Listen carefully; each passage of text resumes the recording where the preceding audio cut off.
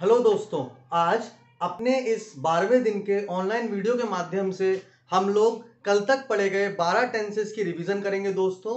और टेंसेस के बीच में जैसा कि मैंने आपको बताया था कि कुछ ऐसी बातें होती हैं जिनको याद रखने से या जिनके पता होने से हमें ये लगता है कि हमने टेंसेस का अध्ययन बहुत अच्छे से करा है। वो बातें भी हम आज यहाँ पर अपनी इस ऑनलाइन क्लास के माध्यम से डिस्कस करेंगे। जैसा कि दोस्तों मैंने कल भी आपसे कहा था कि अब हमारे 12 टेंसेस हमने बहुत अच्छे से पढ़ लिए हैं, अब हमारा काम होगा इनकी रिवीजन करना। तो मेरा आप सभी से अनुरोध है दोस्तों कि आप इस वीडियो को देखने के दौरान एक कॉपी और पेन अपने हाथ में रखें। मैं अभी कुछ अच्छी बातें आपको बताने के अलावा कुछ डेली यूज सेंटेंसेस आपको लिखवाने भी जा रहा हूं दोस्तों। ये सेंटेंसेस हमारे लिए एक रिवीजन के तौर पे काम करेंगे और कल हम इन सेंटेंसेस का सॉल्यूशन इस क्लास में डिस्कस करेंगे। जैसा कि हम सभी जानते हैं दोस्तों, हमने टेंसेस पढ़ते समय 4 तरह के सेंटेंसेस पढ़े। पहला जो सिंपल सेंटेंसेस जिन्हें हम कहते थे वो, दूसरे नेगेटिव, तीसरे इंटेरोगेटिव और चौथे इंटेरोनेगेटिव। तो आज की इस क्लास में दोस्तों हम अभी इन सभी सेंटेंसेस का रिवीजन करेंगे। उससे पहले हम बोर्ड पे कुछ वो बातें देखते हैं दोस्तों जो हमारे जानने के लिए बेहद जरूरी हैं। जैसे कि मैंने आपको पहले भी बताया था दोस्तों कि हमारे पास शुरू से कुछ ये शब्द बार बार आते रहे। आपने भी गौर किया होगा दोस्तों, मैंने भी आपको बताया था कि ये वो सारे शब्द हैं दोस्तों जिनके पीछे एस आता है। इन सब की खासियत एक और है दोस्तों कि जब इनके पीछे ये एस आ जाता है, इसका मतलब ये हो जाता है कि ये सारे के सारे जो वर्ड्स हैं, जो वर्ब्स हैं या हेल्पिंग वर्ब्स हैं, वो सिंगुलर सब्जेक्ट के साथ लगती हैं। जैसा कि हमने अपने प्रेजेंट इंडेफिनिट टेंस में पढ़ा था कि सिंगल जो हमारा सिंगुलर सब्जेक्ट होता है उसके साथ हम वर्ब की फर्स्ट फॉर्म लगाते हैं एस ई एस के साथ। इसका मतलब ये वो रूल हो गया। दूसरा हमने ये कहा था कि अगर हमें सेंटेंस को इंटेरोगेटिव नेगेटिव या इंटेरोनेगेटिव बनाना होता है तो भी अगर हमें सब्जेक्ट सिंगुलर मिला हुआ है तो हमें उसके साथ डस का यूज करना चाहिए और डू का यूज हमें प्लूरल में करना चाहिए। उसके बाद हमने प्रेजेंट कॉन्टिन्यूअस टेंस में पढ़ा दोस्तों कि कैसे जब हमें यह कहा गया कि इज एम आर के साथ हमें वर्ब की फोर्थ फॉर्म लगानी चाहिए, उस समय हमने इसको सिंगुलर सब्जेक्ट के साथ लगाया। इसका मतलब ये बात फिर से क्लियर हुई दोस्तों कि जब कभी भी हमें सिंगुलर सब्जेक्ट दिया जाता है और हमारे मन में दो वर्ब्स को लेकर के कंफ्यूजन होता है कि हम खाली वर्ब की फर्स्ट फॉर्म लगाएं या वर्ब की first form S E S के साथ लगाएं, या तो फिर डू लगाएं या डज लगाएं, हैज लगाएं या हैव लगाएं, वॉज लगाएं या वर लगाएं। तो ऐसी स्थिति में दोस्तों हमें इस बात का ध्यान रखना होता है कि हमारे पास अगर सिंगुलर सब्जेक्ट दिया हुआ है तो हमें उस वर्ब फॉर्म का चयन करना चाहिए जिस वर्ब फॉर्म के पीछे एस या ई एस लगा होता है।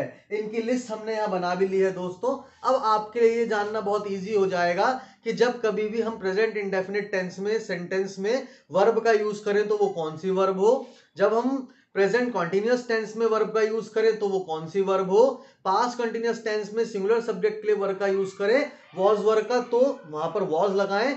और उसी तरह हैज हैव के समय भी अगर मन में कंफ्यूजन हो तो हैज सिंगुलर सब्जेक्ट के साथ और हैव प्लूरल सब्जेक्ट के साथ लगाएं दोस्तों। तो टेंसेस में ये बात सीखने के लिए बहुत जरूरी है दोस्तों।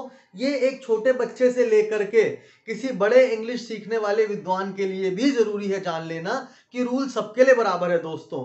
अगर आप बहुत बड़े लेवल पे गलती करते हैं तो भी आपको सजा मिलती है, और अगर एक छोटा बच्चा गलती करता है तो भी उसकी कॉपी में टीचर उस आंसर को काट के उसको पिनलाइज करती है या पनिश करती है। तो यहां से हमें पता चल गया दोस्तों कि इस तरह की गलती हमें यहां नहीं करनी है। ये टॉपिक आपके लिए बहुत हेल्पफुल होने वाला है क्योंकि इस टॉपिक को हम आगे लेकर चले जाएंगे सब्जेक्ट वर्ब एग्रीमेंट पर। सब्जेक्ट वर्ब एग्रीमेंट एक वो टॉपिक होता है दोस्तों जिसमें हमें वर्ब की फॉर्म सब्जेक्ट को देखकर लगानी होती है। अगर सब्जेक्ट सिंगुलर है तो वर्ब सिंगुलर, अगर सब्जेक्ट प्लूरल है तो वर्ब प्लूरल। वहां पे अगर हमें इन सब रूल्स का नहीं पता होता तो कई बार हम लोगों से बहुत बड़ी बड़ी गलतियां आंसर करने में होती हैं। तो जैसा कि हमने देखा दोस्तों, हम आगे चलते हैं। दोस्तों हमारे पास एक शब्द होता है हैज, जो मैंने वहां पर भी लिखा है, आप अक्सर देखेंगे। अब मैं आपको कुछ इस शब्द के बारे में बताता हूं दोस्तों। अगर मैं किसी से यह कहूं कि जैसा कि हमने अपनी वर्ब के लेक्चर के दौरान, वर्ब के टॉपिक के दौरान भी पढ़ा था कि हमारे पास दो तरह की वर्ब होती हैं, एक हेल्पिंग वर्ब होती है और एक मेन वर्ब होती है। दोस्तों मैं आपको बताना चाहता हूं कुछ वर्ब ऐसी होती हैं जो दोनों तरह से यूज की जाती हैं। वो हेल्पिंग वर्ब की भी तरह यूज की जाती हैं और मेन वर्ब की तरह भी यूज की जाती हैं। जैसे अगर मैं यहां पर आपसे बात करूं हैज की, ये दोनों तरह यूज किया जाता है। कैसे? She has given her pen, मैंने यहां ये लिख दिया और दूसरे में मैंने ये लिख दिया शी हैज अ पेन। आप दोनों सेंटेंसेस को ध्यान से देखिएगा दोस्तों, यहां पर इसका मतलब है उसने अपना पेन दे दिया है और दूसरे वाले सेंटेंस का मतलब है उसके पास एक पेन है। तो दोस्तों मैंने आपसे पहले भी कहा था जहां पर हमारी दो वर्ब फॉर्म लगी है, जैसे ये नंबर 1 पे ये, नंबर 2 पे ये, यहां पर सिर्फ एक ही वर्ब फॉर्म लगी है। तो जहां पर दो वर्ब फॉर्म लगी है दोस्तों, जैसे ये, वहां पर पहली वाली आपकी हेल्पिंग वर्ब और दूसरी वाली आपकी मेन वर्ब होती है। बट जब आपने यहां पर देखा कि सिर्फ एक ही वर्ब फॉर्म लगी है तो ये आपकी मेन वर्ब हो गई। क्यों? क्योंकि आपको पता है यहां पे आप इसकी 3 फॉर्म बना सकते हो। दोस्तों इसकी 3 फॉर्म के लिए भी मैंने लोगों के अलग अलग विचार देखे हैं, कोई कुछ कहता है, कोई कुछ कहता है। तो ये भी हमें जानना जरूरी है दोस्तों कि वर्ब की फॉर्म हम किस तरह से यूज करते हैं। दोस्तों ये टेंस का बहुत इंपॉर्टेंट टॉपिक है, इसमें हमें यह पता चलता है कि हम किसी भी चीज को एग्जैक्ट एक्चुअल मानकर नहीं चल सकते। अगर कोई हमसे कहता है कि हैज वर्ब की हेल्पिंग वर्ब है, तो वो दूसरे सेंटेंस में ये बात भी जाहिर करता है कि जो हैज है वो एक मेन वर्ब भी है।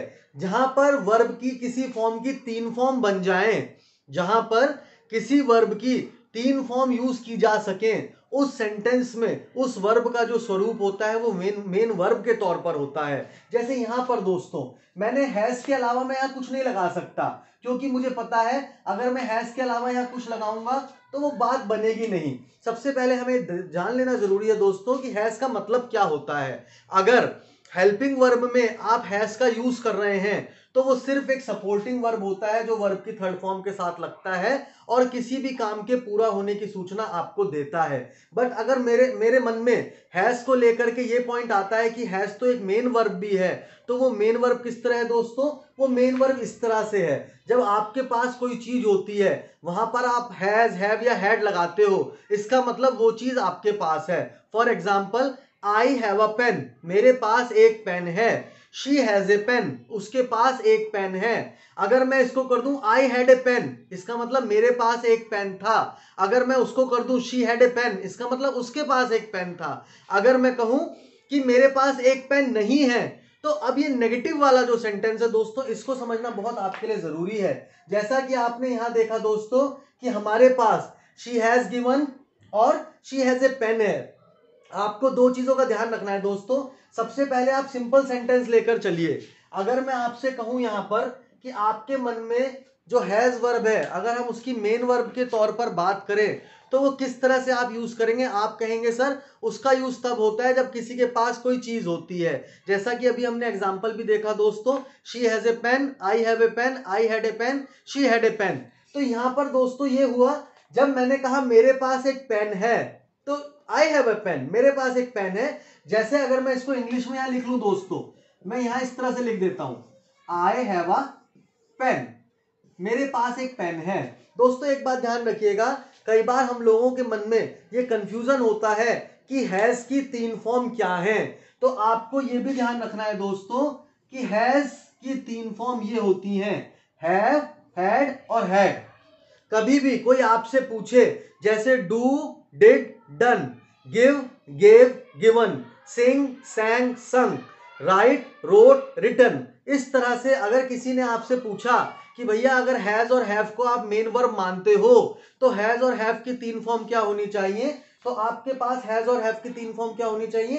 हैव, हैड और हैड। इसका मतलब हैव हो गई इसकी फर्स्ट फॉर्म, हैड हो गई इसकी सेकंड फॉर्म और ये वाला हैड हो गई इसकी थर्ड फॉर्म। हमें एक चीज का ध्यान रखना है इसको पढ़ते समय कि इनका यूज अगर हम प्रॉपर तरीके से नहीं कर पाते हैं तो ये सेंटेंस का मीनिंग बिल्कुल ही चेंज कर देते हैं। जैसा कि मैंने आपको बताया था, अगर मैं कहूं मेरे पास एक पेन है तो उसकी इंग्लिश बनती है I have a pen. But अगर मैं कहूं मेरे पास एक पेन था तो उसकी इंग्लिश बनती है आई हैड ए पेन। इसका मतलब दोस्तों हमने पहले भी पढ़ा था कि अगर हम वर्ब की फर्स्ट फॉर्म का यूज किसी सेंटेंस में करते हैं तो वो प्रेजेंट इंडेफिनिट टेंस बन जाता है। अगर हम वर्ब की सेकंड फॉर्म का यूज किसी टेंस में करते हैं तो वो पास्ट इंडेफिनिट टेंस बन जाता है। इसके बाद जैसे ही मैंने कहा आई हैव ए पेन, आपको ये समझ में आ गया कि यहां पर अभी मैंने आपको बताया कि वर्ब की 3 फॉर्म होती हैं, हैव, हैड और हैड। इसका मतलब ये हो गया कि हैव जो वर्ब की फर्स्ट फॉर्म है वो यहां लगा हुआ है। इसका मतलब ये सेंटेंस प्रेजेंट इंडेफिनिट में है। आई हैड ए पेन, मेरे पास एक पेन था, तो इसका मतलब क्या हो गया दोस्तों, ये सेकंड फॉर्म है। हैड जब इसकी सेकंड फॉर्म है तो ये कहां पहुंच गया, आपका पास्ट इंडेफिनिट टेंस में पहुंच गया। अब किसी ने मुझसे कहा कि आई हैव ए पेन, मेरे पास एक पेन है, अगर उसके पास एक पेन है तो ये बन गया दोस्तों शी हैज ए पेन।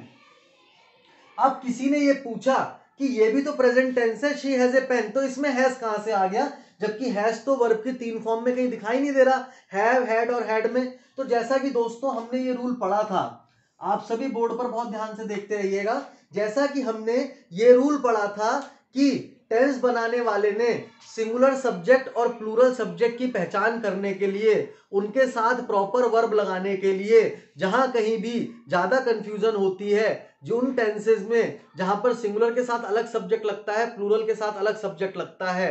आपने कई ऐसे टेंस देखे दोस्तों जहां पर सिंगुलर प्लूरल के साथ एक ही वर्ब लगता है। जैसे जितने भी फ्यूचर के टेंस हैं चारों के चारों, उन सब में ना सिंगुलर सोचना है ना प्लूरल सोचना है, सिर्फ आपको विल लगा देना है। कहीं पर विल प्लस V1, कहीं पर will plus B plus V4, कहीं पर will plus have plus V3, कहीं पर will plus have plus been plus V4। उसी तरह से पास्ट के भी कुछ ऐसे टेंस है दोस्तों जहां पर आपने देखा होगा, जैसे पास्ट सिंपल, वहां पर सेकंड फॉर्म लगानी है सबके साथ, उसके बाद पास्ट कंटिन्यूअस, वहां पर वॉज वर, कंफ्यूजन आ गया। तो इस कंफ्यूजन में उसने क्या करा, टेंस बनाने वाले ने, उसने सिंगुलर सब्जेक्ट के साथ तो वर्ब की वो फॉर्म लगाई जिसके पीछे एस होता है, और प्लूरल सब्जेक्ट के साथ उसने वो वर्ब की फॉर्म लगाई जिसके पीछे एस नहीं होता है। तो यहां पर आपको देखने से पता चला, अगर मैं प्लूरल में कहूं दोस्तों, प्लूरल कौन कौन से सब्जेक्ट होते हैं आपको पता है, आई, वी, यू और दे। आपको पता है कि इन सब के साथ अगर मुझे कहना है मेरे पास एक पेन है, हमारे पास एक पेन है, तुम्हारे पास एक पेन है, या उनके पास एक पेन है, तो इन सब के साथ हैव लग जाएगा। कैसे, I have a pen, we have a pen, you have a pen, they have a pen. इसका मतलब प्लूरल सबके साथ एक लग गया, हैव। अगर मैं इसे पास्ट में पहुंचाना चाहूं दोस्तों, तो चाहे सिंगुलर हो चाहे प्लूरल हो, सबके साथ हैड लग जाएगा, चाहे वो आई, वी, यू, दे हो, चाहे ही, शी, इट या कोई नाम हो। पर अगर मैं सिंगुलर सब्जेक्ट की बात करूं, जैसे शी, जैसे ही, जैसे कोई नेम या इट, तो ये जैसा कि आप सभी लोग जानते हैं दोस्तों, ये सिंगुलर सब्जेक्ट होते हैं, इसके साथ वर्ब की फर्स्ट फॉर्म हैव होती है। अगर मुझे कहना है उसके पास एक पेन है, तो मैं शी हैव ए पेन नहीं कह सकता, क्योंकि आपको पता है कि हैव वर्ब की फर्स्ट फॉर्म होती है, और वर्ब की फर्स्ट फॉर्म कभी भी अकेले सिंगुलर सब्जेक्ट के साथ नहीं लगती है। उसको क्या करना पड़ता है दोस्तों, अपने साथ एस या ईएस लेना पड़ता है। तो जब मैंने हैव के साथ एस या ईएस लिया तो वो शब्द बन रहा था हैव्स। आप ध्यान से देखिएगा दोस्तों कि हैज कहां से आया, हैव वर्ब की फर्स्ट फॉर्म, हैड सेकंड, और तीसरे वाली भी हैड होती है।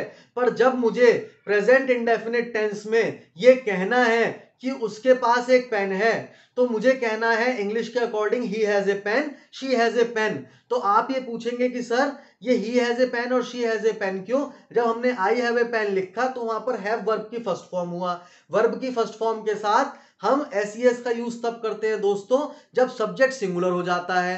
तो इसका मतलब मुझे कैसे करना चाहिए था, she haves a pen, he haves a pen, मुझे हैव के पीछे एस लगा देना चाहिए था। पर दोस्तों ये बहुत अनसाउंड करता है, बहुत साउंड प्लीजेंट नहीं है। तो हमने क्या करा दोस्तों, रूल बनाने वाले ने, टेंस बनाने वाले ने एक छोटा सा यूज करा। उसने क्या करा, उसने कहा कि हैज जो शब्द है उसका जो ये वाला रूल था दोस्तों, उसने कहा एक काम करो, हैव और हैड में से एच ए कॉमन ले लो और उसके पीछे सिंगुलर का एस लगा दो। इसका मतलब क्या हो जाएगा, जहां कहीं भी ही, शी, इट या कोई नेम आएगा और उनके पोजेशन की कोई बात होगी कि मेरे पास, उसके पास ये है, इट के पास ये है, ही के पास ये है, शी के पास ये है, तो वहां हैव्स ना लिख करके हैज लिख दिया जाएगा। तो इससे दोस्तों आपको ये बात समझ में आ रही होगी कि कैसे हमें ये जो हैव एक टिपिकल वर्ब फॉर्म है उसके बारे में टेंसेज में पढ़ना है। तो इससे हमें यह आइडिया लग गया दोस्तों कि जहां पर सिंगुलर सब्जेक्ट होगा वहां पर हैव के साथ एस नहीं लगेगा, वहां पर एक नया वर्ड लगेगा that is has.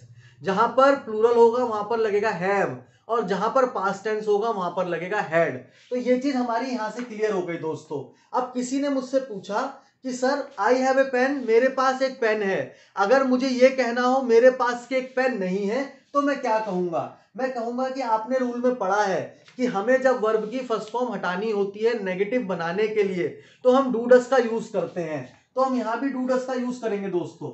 I do, आई के साथ डू लगना चाहिए क्योंकि आई प्लूरल है, नॉट नेगेटिव के लिए, और डू के साथ वर्ब की फर्स्ट फॉर्म यानी कि हैव। तो ये बन जाएगा दोस्तों I do not have a pen. इससे आपको क्या पता चला दोस्तों कि अगर मुझे इंग्लिश में ये कहना है I do not have a pen, इसका मतलब ये हो गया कि मैंने डू के साथ वर्ब की फर्स्ट फॉर्म का यूज करा है, हैव का यूज करा है। अगर मुझे ये कहना है कि उसके पास पेन नहीं है तब मैं कहूंगा she does not have a pen. वो भी मैं यहां लिख रहा हूं दोस्तों, she does not have a pen. इससे क्या पता चला दोस्तों कि दोनों में हैव सेम है, क्योंकि आप प्रेजेंट इंडेफिनिट टेंस पढ़िएगा उसमें आपको पढ़ने के बाद ये पता चलेगा कि डू डस के साथ वर्ब की फर्स्ट फॉर्म हमें लगानी होती है। तो जहां पर दोस्तों मुझे आई मिला प्लूरल सब्जेक्ट वहां तो मैंने डू लगा दिया, जहां मुझे ही मिला या शी मिला या इट मिला या कोई नाम मिला जहां पर ये सब्जेक्ट सिंगुलर था मैंने वहां पर डज लगा दिया।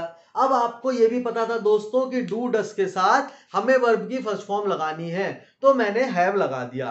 तो दोस्तों आज के लिए हमें इतना समझना काफी है कि ये इंग्लिश का टेंसेस का बहुत बड़ा रूल है। अगर हमें हैज हैव हैड का यूज करना आ गया तो हमारे लिए बहुत सारी चीजें इजी हो जाती हैं। इसी चीज को आगे बढ़ाते हुए दोस्तों अभी हमें टेंस कल और कवर करने हैं जिसमें हम और कुछ एक्सेप्शंस के बारे में जानेंगे। अभी आप अपनी नोटबुक खोल करके अपनी नोटबुक में अपने पेन से एक कुछ सेंटेंसेस लिखेंगे रिवीजन के तौर पर, जिनका बेस हम बनाएंगे खाली डू डज डिड या हैव को, जिससे कि हमें इनका यूज क्लियर हो सके।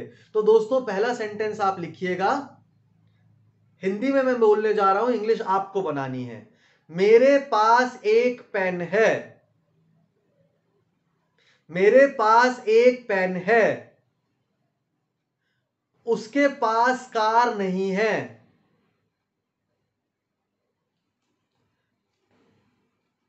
मैं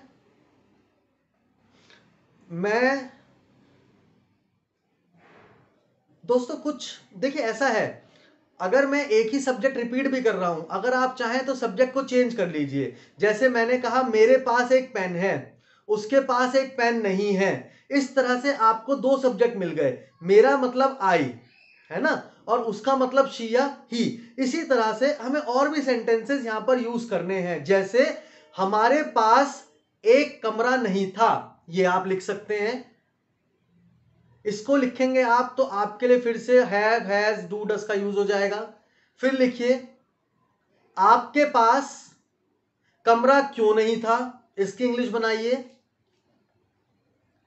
आपके पास कमरा क्यों नहीं था,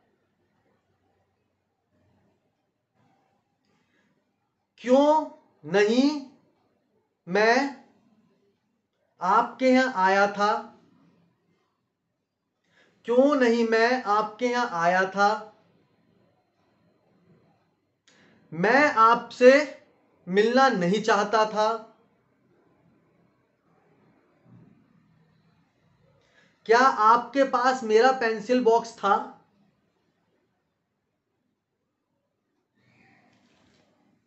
क्या आपके पास मेरा पेंसिल बॉक्स था।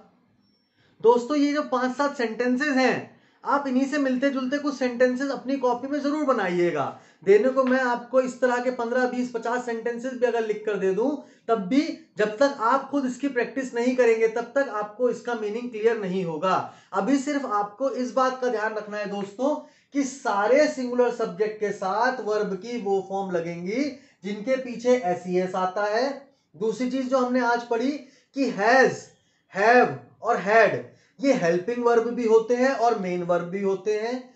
ये हेल्पिंग वर्ब वहां पर होते हैं जहां पर ये किसी मेन वर्ब के साथ लगे होते हैं। ये मेन वर्ब वहां पर होते हैं जहां पर ये अपनी तीनों फॉर्म्स का यूज करते हैं। जैसे आई हैव ए पेन, मेरे पास एक पेन है। I do not have a pen, मेरे पास एक पेन नहीं है। I did not have a pen, मेरे पास एक पेन नहीं था। आई हैड ए पेन, मेरे पास एक पेन था। तो इस तरह से दोस्तों ये कहीं कहीं पर बहुत सारी जगह पर एक ही फॉर्म में यूज होते हैं, पर हर जगह इनका मतलब अलग हो जाता है।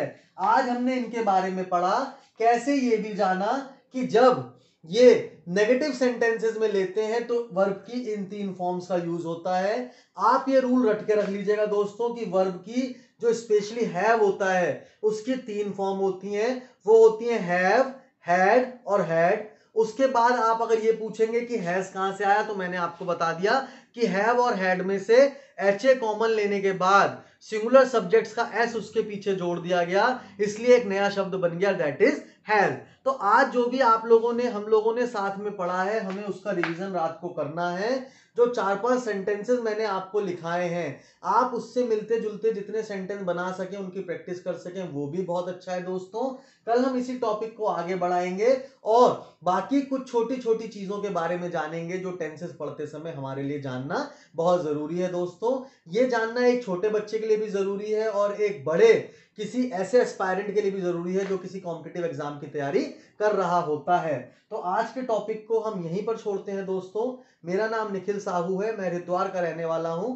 आप मेरे वीडियो को लाइक, शेयर और सब्सक्राइब करते रहिए। जितने भी सेंटेंसेस आपको अभी तक कराए गए हैं, आप उनकी प्रैक्टिस भी घर पे कंटिन्यू करते रहिए। आज के लिए धन्यवाद, थैंक यू।